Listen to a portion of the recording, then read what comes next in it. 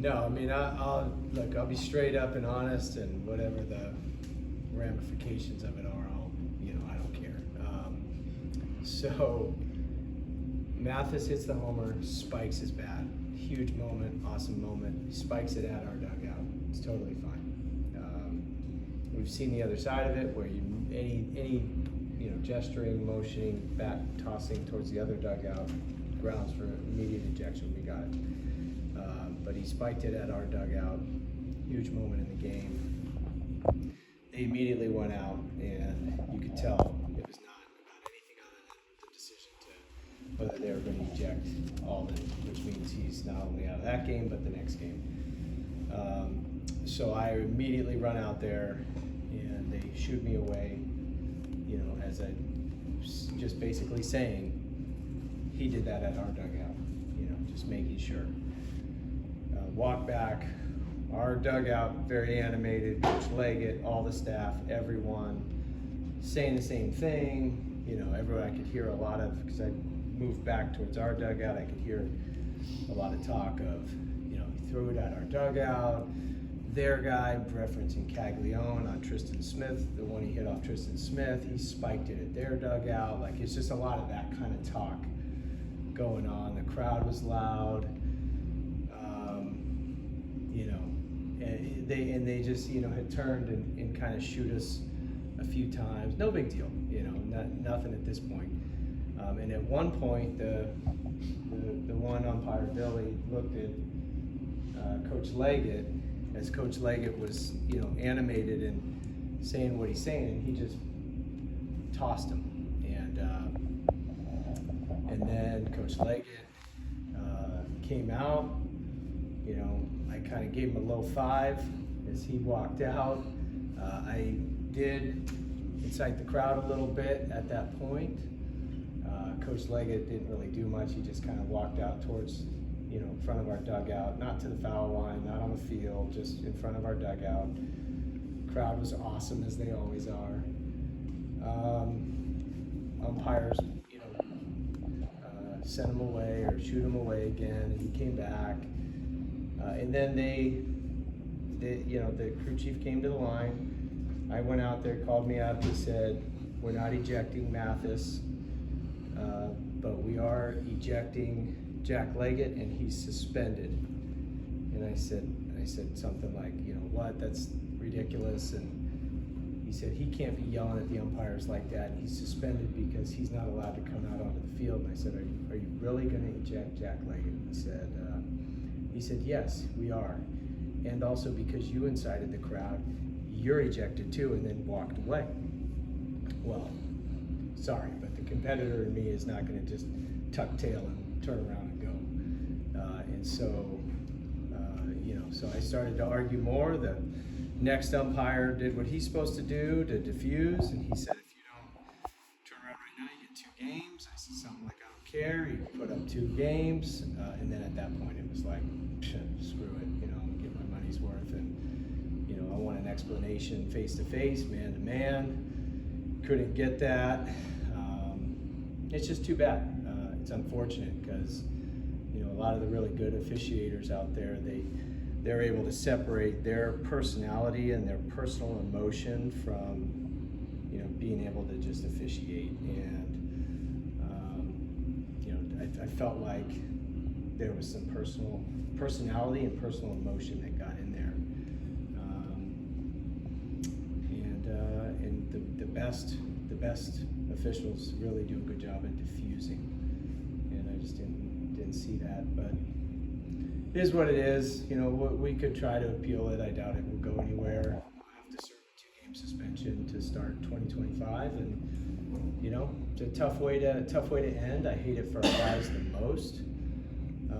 I know everyone's fired up and pissed off, and we are too. And it's just because it stems from the outcome of the game being influenced from a ejection or something from even the year before. And even go back the year before to Louisville, kind of same thing, controversial call when we were at Michigan. So it's part of the game, and it's part of what happens. It just sucks to always be on the wrong side of it. So I hate it for our players, I hate it for our fans, I hate it for our program, but it is what it is, and we say it all the time. Like, we're not that bad that we need every call. We're not. But when you start hucking players, whether it's Jack Crichton or Cam Canarella last year, or potentially Alden Mathis, and then a couple of, a coach and a staff member, it's not what anybody wants. I don't think that's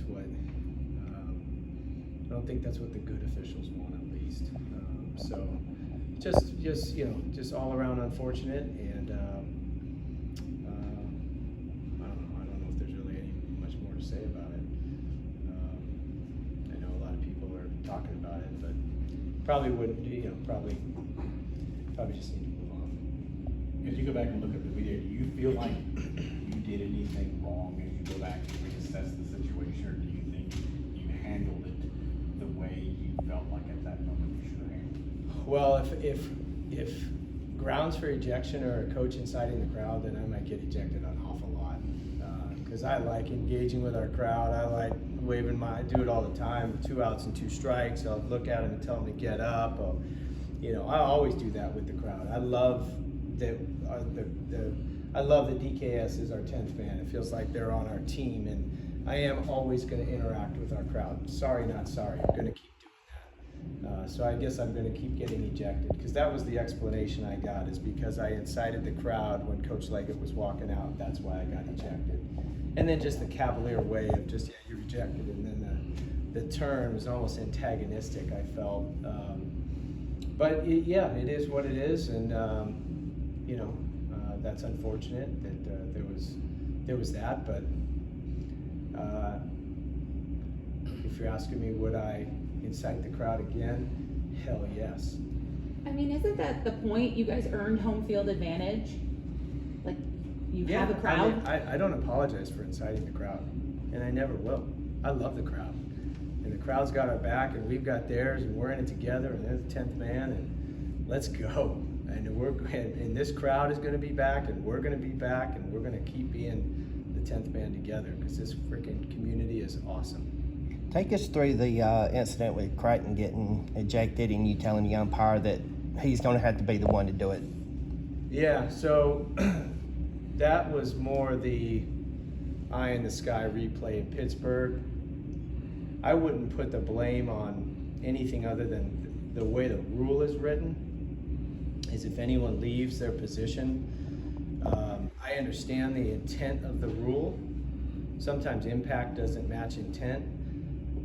The rule is if a guy is on the bases or is on the field and they leave to get into an altercation, they're ejected. In this situation, Jack Crichton was on second base. He was rounding third because of the swinging bunt, and he was already on his way home. The play ends with a tag and then the altercation. Caglione and then, Nolan, they have contact, whether Nolan put his arms out. It's really not the point. There was an altercation between Nolan and Jack Caglione. I felt like those were the two guys. If you want to look at who's getting ejected, it starts with those two. Jack Crichton rounding third and coming to home and then taking a left turn and joining his teammates, like that's where he's naturally going anyways. That's where he's going to start the next inning. That's where normally that's where he would, if talking about leave his position, well, that's where he's supposed to go. He's supposed to go back to the dugout. I don't know where else, if he's just supposed to stop and go back to third or what, but that just seemed like one of those ones where the rule, created a cloud over maybe just common sense, and so that was, I didn't understand that of all the people that could get ejected on the field, why Jack Crichton was the one. But the rule that probably needs to be clarified further with a rule change. And then I had to eject Cam Canarella last year in the regional, and that sucked, and no one knew what was going on. And Cam Canarella and Christian Moore were like passing each other. They weren't just running off the field with some competitive banter, some words exchanged as they went by. No one heard it, no one knew it. One umpire heard it, and Angel Campos came over and he said something, he's ejected, you got to eject him. And I just felt like that was, I'm not doing that. I'm not the one to eject the players. If there needs to be an ejection, the umpires can do it. That's their job. Eric, is it frustrating after what many people are describing as one of the greatest college baseball games ever, including Cam Canarella saving your season twice? We're talking largely about the officiating. Yeah, it's disappointing. Yeah, you want the officiating to govern the game, not necessarily influence the outcome of the game when emotions are connected and personalities are connected with how it's being officiated. You just want that to be as simple of a process, and just you don't want either side to feel like there was an influence one way or the other by officiating. But that's sport. That's competitive sport, and that happens. It's just the frequency of the back-to-back years where we're talking about it. But Cam Canarella's catch, my opinion, and I've heard from quite a few people, so this is not just my opinion, but the greatest catch they've seen in baseball ever. Given the stakes, given everything. I mean, that kid, he's a human highlight reel. There's nobody more competitive than Cam Canarella, and I love him. I love everything about him. I love his fierce competitive spirit. I love the fire he plays with. Wouldn't change one thing about how he plays. He is a throwback. He is just as good as it gets, and that catch is indicative of just how competitive he is. There's no way that ball should have been caught, and he found a way to catch it and save our season, and it would have been an even better story if we'd have found a way to win the game. Then what you just said with the umpires and all, I know schools can request that the umpires or officials be reprimanded. Have y'all put in that request or what? We haven't. I don't know about that request. I've never heard of that. As far as I know, there is no oversight or anything like that. And, we're not talking about all umpires. I mean, this was talking about just happens to be in back-to-back years we've had ejections, and maybe that's just a very weird coincidence. If there is an appeal process, I've been in contact with the ACC, and we're looking at maybe getting some video and just making sure the reports and the video evidence line up and see if there is anything to appeal. But what would we be appealing? I mean, maybe the suspension of 2 games, but I deserve to get the 2-game suspension based on staying out there and arguing prolonged. Like, that's very black and white. I got a warning for 2 games and I ignored it, and I would do that again too. I just felt like it was the threat of ejecting Mathis, and then the ejection of Coach Leggett, and then the ejection of myself and really no explanation, and just a quick turn and walk away. I'm sorry, I don't apologize for being competitive either. So I'm sure I'll have to serve the suspension, and I'll serve it, and we'll move on. Going back to Cam's catch, a lot of times the ball's hit right at you in the outfield. Sometimes you might take a step in or you freeze. He was immediately going backwards. And we know that he's played hurt all year. He turns one way, turns the other, and then paying no attention to the ball makes the catch. So I have to know, number one, is that kind of what makes it the greatest play you've ever seen, the greatest play I've ever seen? And then number two, the kid kind of ignoring the injury, putting his body on the line. And what was your thought when you saw it? Like, jaw drop? Oh my God! Like, what went through your mind? Yeah, it's hard for kids, outfielders especially, to turn and run and just take their vision off of the ball and just run to a spot. And the best outfielders I've ever seen can just turn their head and run to a spot. And Cam has that superpower defensively, but it was the combination of being able to run to a spot, pick up the ball late, run up a hill, jump into a fence with an injured shoulder, catch it without even catching it, secure it. And oh, by the way, the stakes, our season's over if he doesn't catch it, makes it the greatest catch I've ever seen. I mean, you have to throw the stakes in there because there is a clutch gene, and Cam Canarella grades off the charts in the clutch gene. He's just the single greatest clutch performer I've ever been around in sport, and it's one of the reasons that he has this superpower of producing when the game's on the line.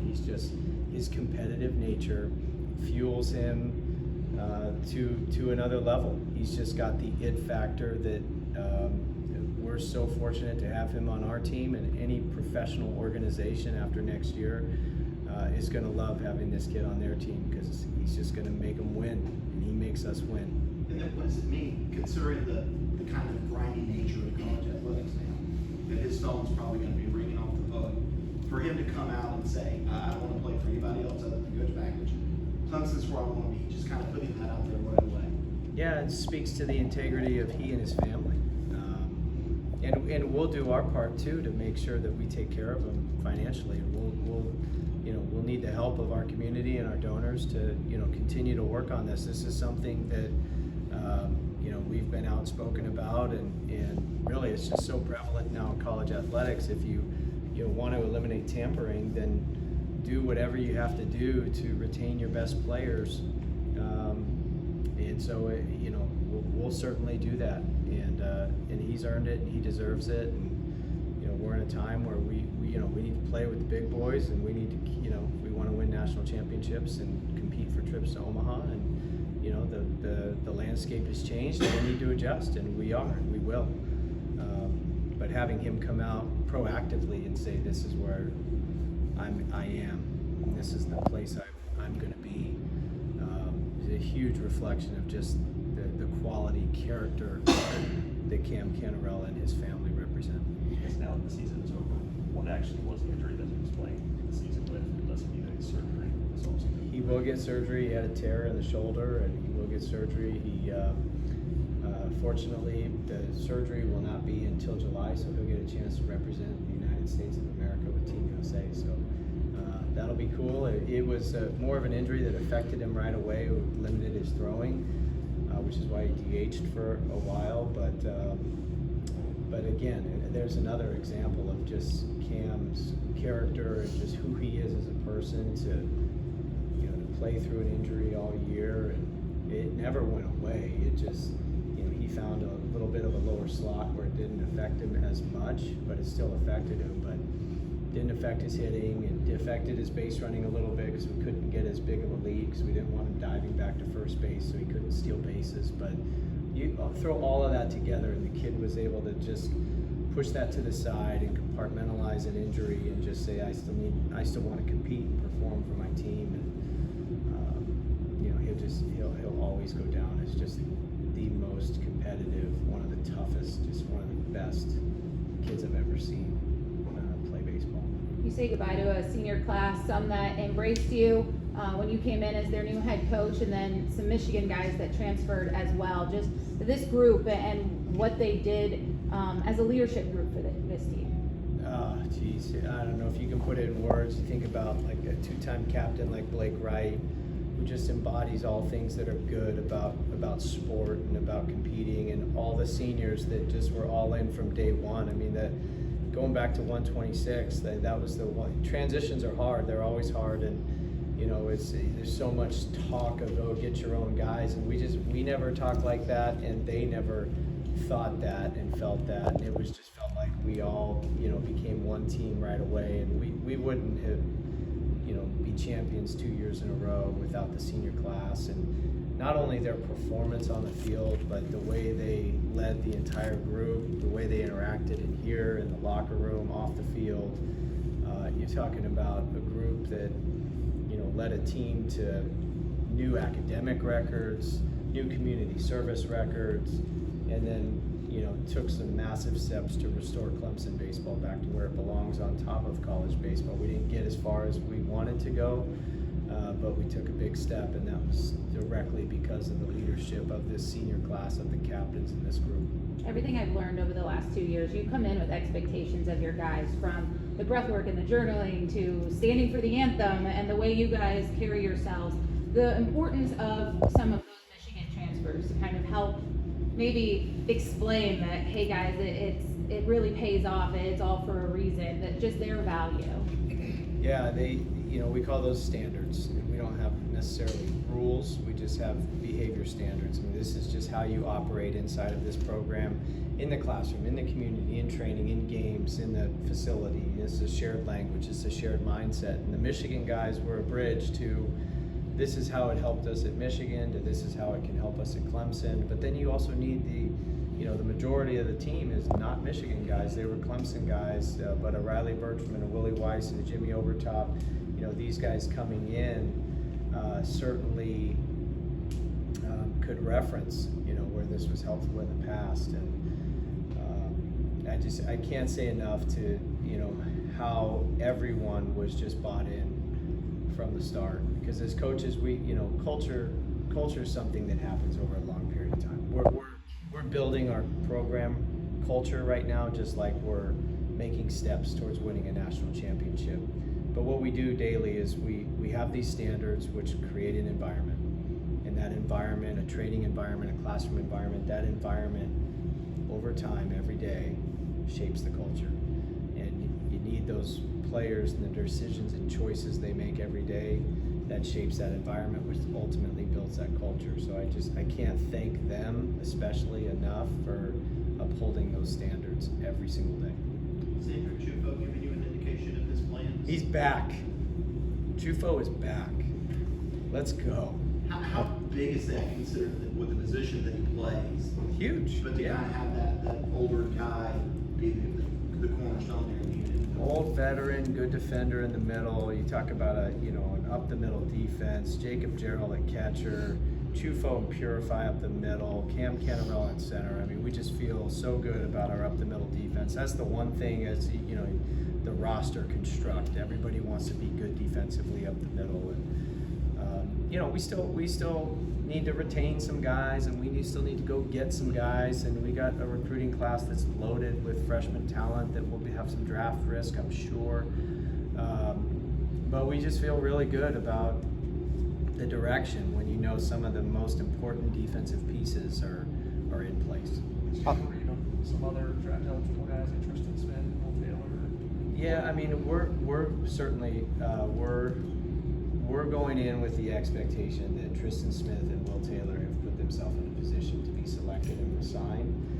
But we also need to be ready to be there, and those would be two massive pieces to get back. And Will Taylor is Clemson through and through. Tristan Smith, Clemson through and through, and you know, if those guys each had another year, I mean, that would just be awesome for our program. But at the same time, we'll also be their biggest fans. If they move on to professional baseball, we'll be at their major league debuts, and you know, we'll be happy for them if they get the opportunity and it meets the needs of what their families are looking for in the draft.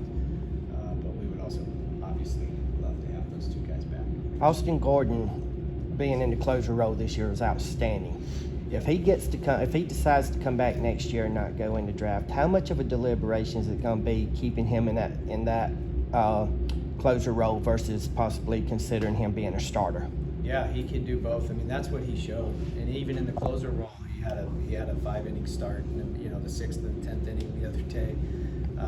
He's just so valuable, and he's another guy put in the same bucket with Tristan Smith and Will Taylor. We're expecting he's put himself in a really good spot where he is going to get drafted and signed. But if there was an opportunity to get him back, that's another guy as well that we would just, you know, we would do whatever we could possibly do to get any of those three guys and all of those three guys back.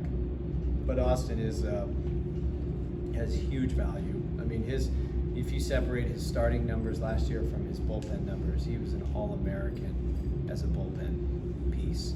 His numbers just out of the bullpen, I don't have those numbers right now, but if you just separated them out, it's elite, and he was awesome for us. And it's not easy for players to change roles in the middle of the season, especially when you go from Friday night starter to something else. And he did, and he did it as well as anybody could do it, and it was a huge part of our success all season long. Eric Aiden was just in here talking about the conversation you guys had after the season wrapped up, becoming a bigger leader on this team next year. I'm curious, how rare is it to have a freshman who comes in and is that good and that consistent and that composed right away as he was all season long? You almost never see it. He's not just mentally advanced for a freshman. He's mentally advanced for a college player. He just comes in with a superpower of a mindset and a disciplined routine, and you know, just the consistency that he operated himself week to week, whether it journaling, just his throwing progressions, his drill work, you name it. I mean, this is a kid that's just special when it comes to how regimented and on task and what a self-starter he is. And so I always meet with the captains, and we had our end of the year meeting with all the captains and talked about, you know, who may be some future leader targets, and all of them said, you know, Aiden Canuck would be a great candidate. And for Aiden, he was so locked in on what he needed to do, the next evolution to take another step from a leadership standpoint was be to share that knowledge and put his arms around some other guys and help other guys in their development as well as his own. And Spencer Strider talked about that as well. You know, they're very, very similar thinkers. And Spencer becoming Spencer Strider and the all-star and the you know, franchise type player is also thrust into a leadership role where his voice now carries more weight in that Braves locker room, and he talked about that, and that's what those guys want. They want seeing that the best players are also the hardest workers. They want that voice to be heard, and so do the coaches. There are unsung heroes in this game, and in my opinion, McClatty gets that vote Sunday for the job that he done coming in after Crichton was ejected. Talk about his job, especially there at the plate on that RBI single with 2 strikes, and the confidence that you had in him versus bringing in a pinch hitter to take his place in that moment. Yeah, it's been coming. He's been doing really good in every week in our air squads and our training. You know, it's been looking for the right opportunity to get him in there. We ended up with a pretty set and consistent lineup with the defensive positions, and then platooning Gerald and Naraki at DH, but McClatty was like that next guy that he was just right on the cusp. But you could tell if we needed some kind of an outlier performance, he was a perfect candidate for it. And so the game rewarded him. You know, it doesn't always happen the way you want it to. Usually it's something bad has to happen in order for a guy to get that, an injury or an ejection in our case. But he jumped in there and gave us a huge lift. That RBI single was massive. And he was just kind of, you could tell, you could see it coming, like that's the perfect spark that could have taken us, you know, deliver in a big spot. If we would have got to game 3, he would have been the first baseman, and, you know, and it's just, it's awesome. Excited for him for next year. He didn't play much as a freshman, but he kept a positive attitude, and those are the kids you cheer for. They're easy to cheer for because they're just such hard workers, even when they don't get their reward for the playing time. Coach, looking at 2025, with your current roster, possible losing folks to the draft, who you signed, what are the pieces of the puzzle that you're looking to fulfill between now and the first day of classes, whether it be starting pitching, relief pitching, power, whatever? How do you look to 225 from here to today? Yeah, I think we just try to look at it objectively. And, you know, if Will Taylor signs, we'll lose 74 home runs off our current roster. And between who we have on this year's team and absorbing some of those losses, for example, Tristan Becerra could, you know, he went from 7 home runs. Could he go to 17? Could he add 10 more home runs? Could Jacob Jarrell add 10 more home runs? Could, you know, is Jaron Purify and Andrew Chufo and Cam Canarella, are they going to hit a few more? Jack Crichton's certainly going to go from 0 to something, and so we'll need to absorb some within our current roster, but then we also may need to target some and bring in some of those home runs, like we brought in guys like Alden Mathis and Andrew, Jacob Hinderleiter and Jimmy Overtop, and so, you know, and Chufo, and so we may need to look at that, and we are looking at that. So getting some power out of the portal is certainly a big area of focus for us. You know, maybe even a left-handed bat with power. You know, who doesn't need that? And then pitching, you can never have enough pitching, and that's the one part where, you know, assuming Tristan Smith signed and Austin Gordon signed, that's a weekend starter and a premium weekend starter, premium closer. Again, we'll develop our current roster. We'll let the guys we have develop, but you can never have enough good pitching. So we'll certainly be looking to, you know, any lightning bolts that are like shut down, swing and miss, high strikeout guys in the back end, maybe even, you know, best available, really, just best available portal players, if that's what it comes down to. We're managing our own roster. You know, had a couple of kids announce they're leaving, and that's to be expected. There's always going to be some attrition. So it's just managing who's leaving, who's coming, draft, and those questions will all be answered over the next month or so. But we absolutely are looking at it from an objective standpoint of how we're going to replace these innings, how we're going to replace this power, how can we make sure we're still playing this time next year. Moving past the emotion of this weekend, do you have any ideas, any suggestions, hopes for how we prevent that kind of thing from, because you've been the victim of it 2, if not 3 times now in a row. Is there any conversation that should be happening or steps that can be taken, you think? Usually more rules, it doesn't help, but. Yeah, I mean, we're not a victim. Look, we could have won those 2 games by playing better, right? We let them score 2, more runs than we scored, right? So we're not a victim. It's just circumstances that are unfortunate, but we're not gonna play the victim. We're not gonna. I shouldn't have used that word. Yeah, I don't mean that, but like, is there anywhere to go? I don't know, and umpires, weather, things you can't control. It's really tough to harp on that and focus on that. So I think I don't have a solution. I don't have a good answer. I know that we're just going to stay locked in on what we can control and try to be the best at it and try to be in a position where we play so well that we don't need the calls, and even a few bad calls or an ejection, we can absorb it and it doesn't impact the outcome of the game. So it's unfortunate we've had so many ejections in the last 2 postseasons, but hopefully this is just pure coincidence. We can move forward, and we're still playing this time next year. Nobody's talking about what happened last year. Going back to Austin, there was that moment in the 10th where they came out and checked his hat for sticky stuff. What was your read on that? Was that something That was stupid. Florida That was has stupid. initiated, or what was your read on Yeah, that? Florida initiated. That was dumb. He's dirt. He licks his fingers, he touches his dirt, he touches his hat. Austin Gordon doesn't use any sticky stuff, and he doesn't need it.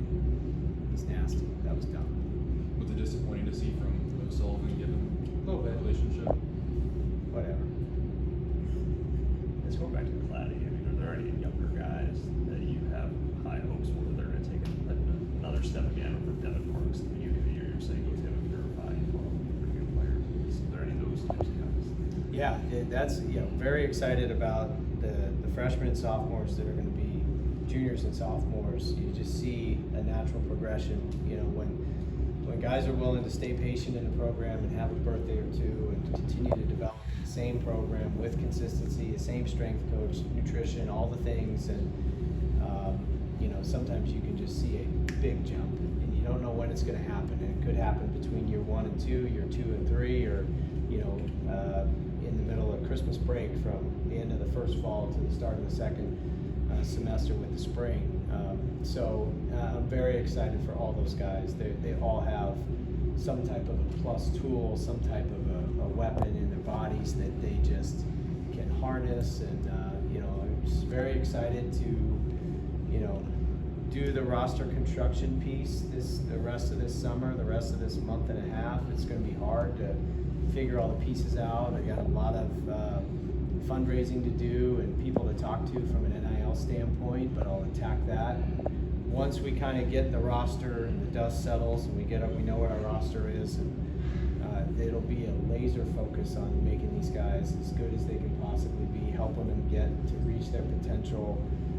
And that's really what success is, and that's what we're hoping for, is that each player can reach their potential, and this next year's team 128, can reach its potential and take the next step, which would be this program to go to Omaha. Eric, at the risk of asking a dumb question on the heels of that, seeing what this crowd, this environment, this atmosphere was like the last few weeks, how much hungrier does that make you guys to get back to Omaha and bring this fan base back to the College World Series? We're addicted. I mean, we tasted that energy and that atmosphere, and we're instantly addicted. We'll never get it out of our system. We want that every single year now. Want that type of postseason energy, that postseason crowd, that 10th man, that rowdiness. You got students on the balcony out there. You got people standing up, old people, young people, families. Everyone's just all in. I mean, we may need to make some more capacity for seating to get this place even rowdier and figure some things out. But holy crap, that was just insane environment. I can't thank the Clemson community enough. I love that by us participating in the postseason of hosting, just by the act of hosting, that we could help the Clemson community financially and all the restaurants and hotels and small businesses and everything, and we can do our part to, you know, enhance this community. And it's, you can't just participate, you gotta advance. And so that'll be the thing, is we gotta advance through the postseason, and then you come to the biggest thing, which is creating these magical memories with everybody, the entire Clemson community, of, you know, all the Clemson fans and supporters.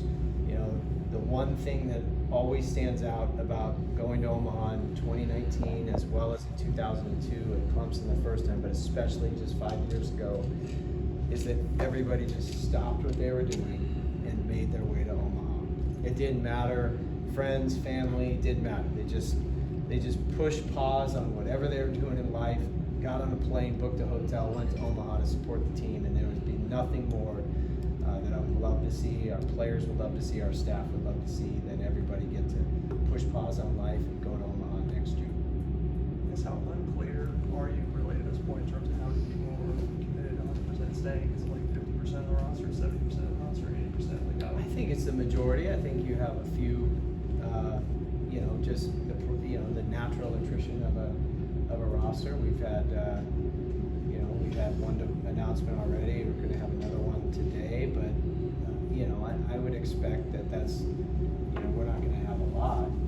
At least I don't think we will. We've finished all of our exit meetings, and all the individual player exit meetings were very positive, went very well. Even the guys who didn't get much playing time talked about, the future, and talked about, the things that they're going to do to get better. And we talked about the plan. It was really good. Now you don't know what you don't know, and you don't know what could happen. And there's certainly levels of tampering that are going on in college sports, and most of them are not egregious. Most of them are like kind of going through the former summer travel ball coach or the agent putting the bug in the ear. So you don't quite know what's going to happen, but I feel really good about the guys on this roster, and feeling good about what we've got as of today, what we've got coming back, and we still need to add a few pieces for what we got coming in. We have time for one more question.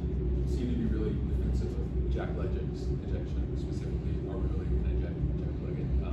What do you think his stature maybe warranted a little bit more leniency in that moment, or why did that kind of strike you specifically?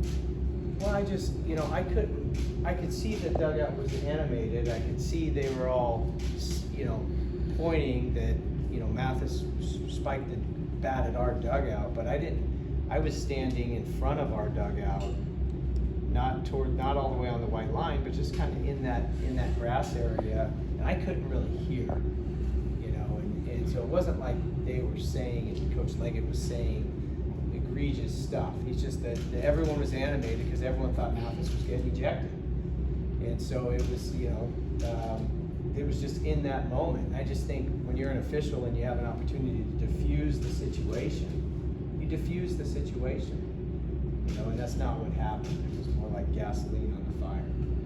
And I just think, I'm not an umpire, but, and I don't have any plans to, so let's just leave it at that. All right, thank you, Coach.